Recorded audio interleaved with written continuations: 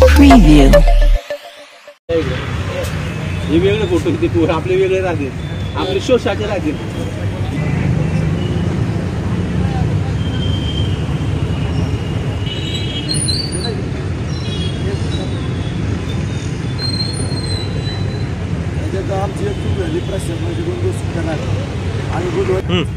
वंचित बहुजन आघाडीच्या वतीने जिल्हाधिकारी कार्यालयासमोर 29 तारखेपासून आमरण उपोषण चालू आहे.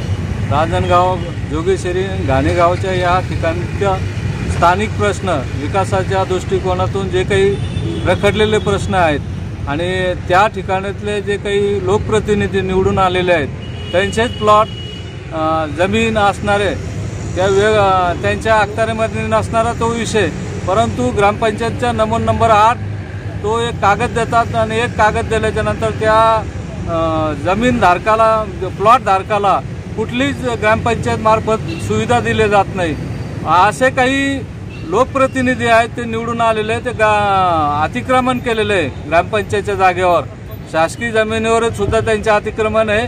कायद्यामध्ये अशी तरतूद आहे, जर एखाद्या लोकप्रतिनिधीने एखाद्या ग्रामपंचायतच्या सदस्यांना जर अतिक्रमण केलं त्याचं सदस्यपद हे त्वरित रद्द केलं जातं. यासाठी आम्ही या ठिकाणी आमरण उपोषण करत आहोत आणि विकासाच्या दृष्टिकोनातून अनेक प्रश्न आमच्यासोबत भागातले घेतलेले आहेत. या सगळ्या गोष्टीचा जाब विचारण्यासाठी कलेक्टरच्या ठिकाणी आम्ही आमरण उपोषण करत आहोत. कलेक्टरनं आम्हाला 2 पत्र व्हॉट्सअप माध्यमातून पाठवले, परंतु भूमिका आमची अशी ठाम आहे का सदरील प्रकरणावर घटनास्थळाचा पंचनामा जोपर्यंत होत नाही तोपर्यंत आमची भूमिका कायम आहे.